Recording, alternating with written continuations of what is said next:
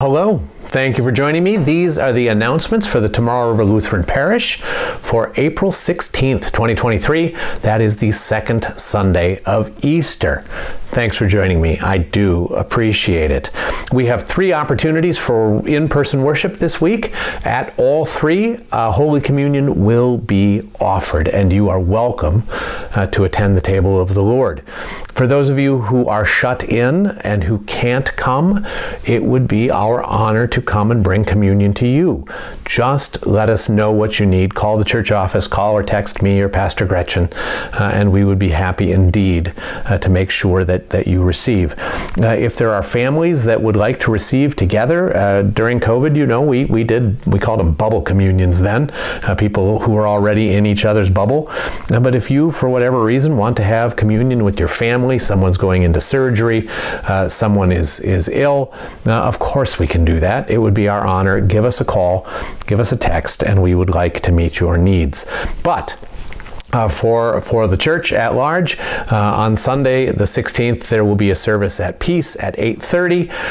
That will include Holy Communion. There will be a service at Nelsonville at 10:15. That will include Holy Communion. And then every week, the Thursday night service includes Holy Communion. So you have, at least 6, if not 7 opportunities every month to come to the table of the Lord in the Tomorrow River Lutheran Parish.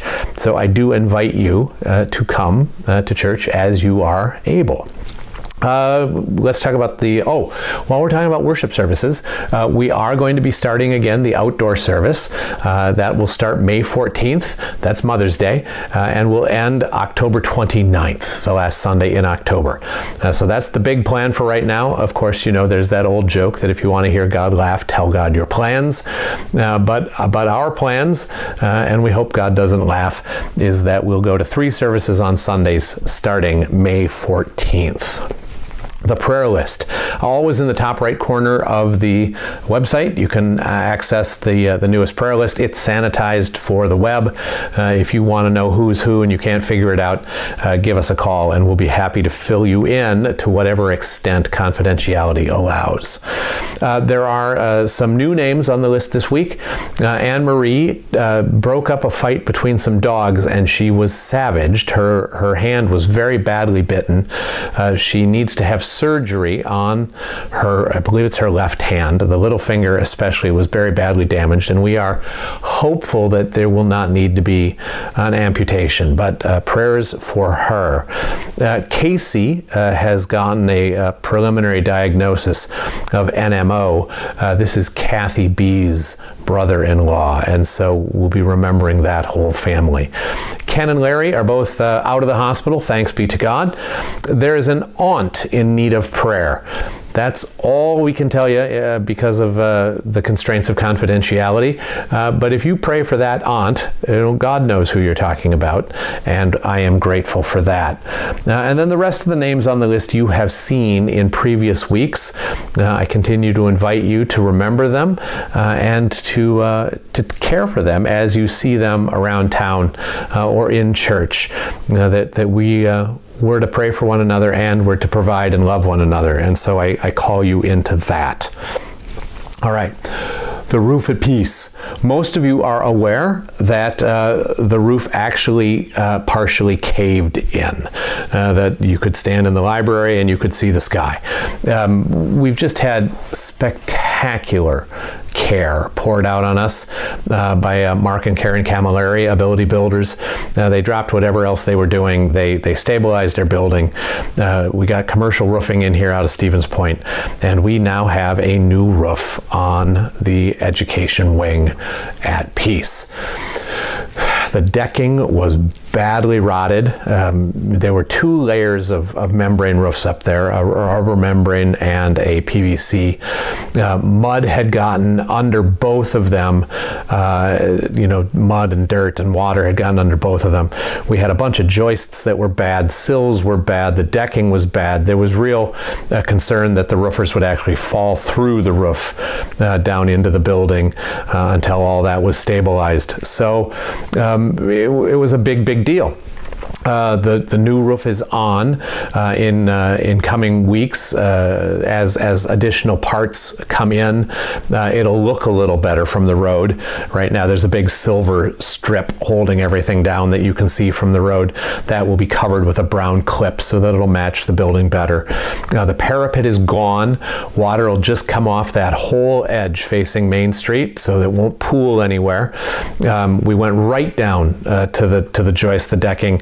There's new insulation where we could get to it. There's new decking. It's solid. New sills. Joists have been reinforced, and so we're set for the long term. Gutter still needs to go on. There's a few other things to do, but we are set.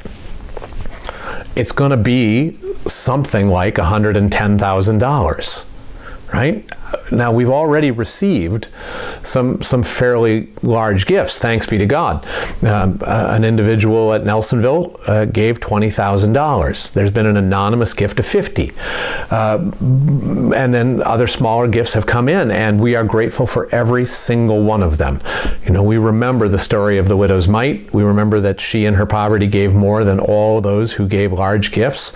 And so if you've given us $10 or $5, $10, whatever it is, thank you. The goal is to not put any of this on our mortgage.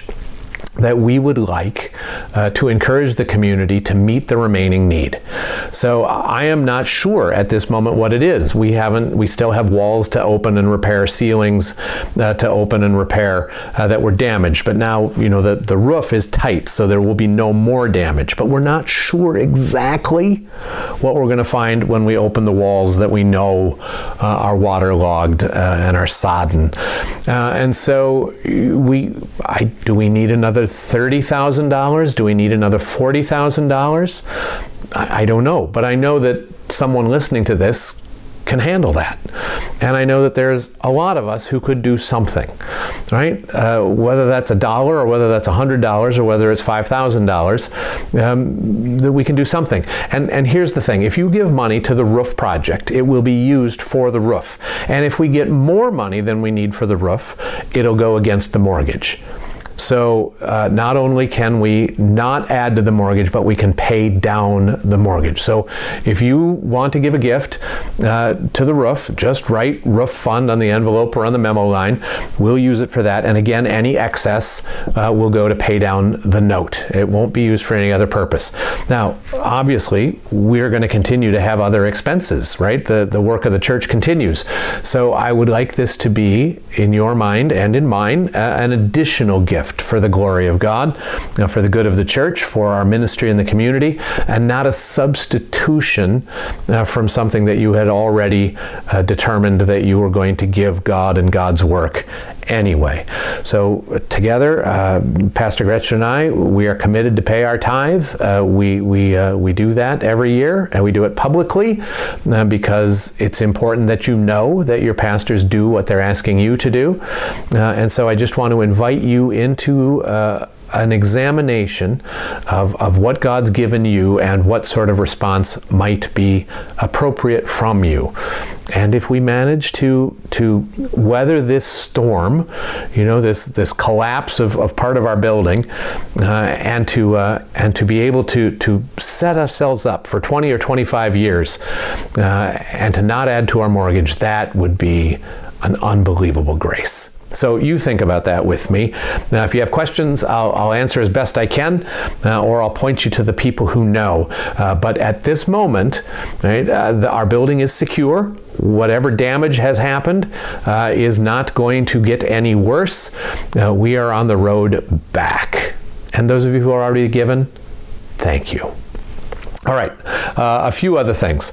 We've been receiving gifts for Oak Grove Cemetery. The perpetual care fund there is very low, and if that's something that matters to you, gifts to Oak Grove won't be used for any other purpose. They will be used for Oak Grove. Remember to let us know if people are in the hospital. The hospitals don't tell us anymore. Most of you have gotten quite good at that, and I do appreciate it. Confirmation classes and Sunday school classes are back on. There was a pause there for Easter. So on the 16th, Sunday school classes will be meeting again, 9 o'clock at Peace, 9:30 at Nelsonville. Kids can flip back and forth between the churches as the family schedule dictates. We're also continuing to put up an Old Testament story online every week. And so that's about a 3-year project now that we're continuing to just roll right along.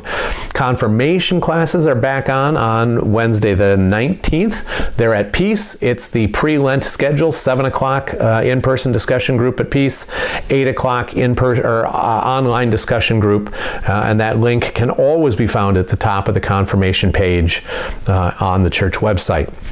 Remember, confirmation is a public ministry of the church. Any person is welcome to come to confirmation. It is a wondrous thing when adults come and children see adults that care about this material.